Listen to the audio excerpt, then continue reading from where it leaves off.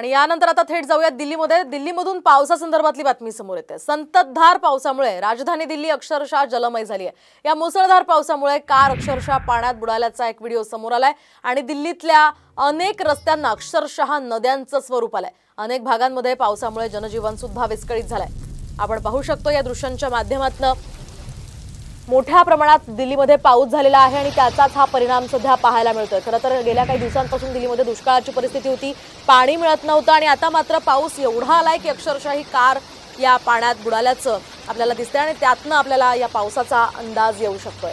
संपूर्ण परिसर हा जलमय झाल्याचं आपण पाहू शकतोय। ही दोन महत्त्वाची दृश्य आहेत। दिल्ली टर्मिनल जे आहे तिथे सुद्धा पाणी साचलेलं आहे आणि त्यामुळे काही उड्डाणं रद्द करण्यात आली आहेत, काही उड्डाणं उशिरानं आहे आणि त्यामुळे विमान सेवेवर सुद्धा या पावसाचा परिणाम झाल्याचं आपण पाहू शकतोय। या संततधार पावसामुळे इथलं जनजीवन खरं तर विस्कळीत झालेलं आहे। कंटिन्यू पाऊस 2 दिवसांपासून या ठिकाणी सुरू आहे आणि या मुसळधार पावसामुळे इथलं जनजीवन विस्कळीत झालंय।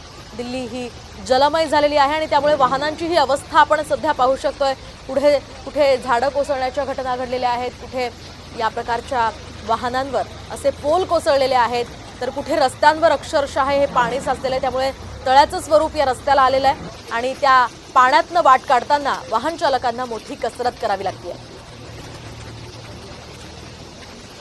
दिल्लीमधली ही महत्त्वाची दृश्य सध्या आपण पाहतोय। दिल्ली सध्या जलमय झालेली आहे। गेल्या काही दिवसांपासून खरं तर दुष्काळाचा सामना दिल्लीकरांना करावा लागत होता आणि आता मात्र मुसळधार पावसामुळे दिल्लीमध्ये पाणीच पाणी साचलेलं आहे। त्यामुळे इथलं जनजीवन विस्कळीत झालेलं आहे।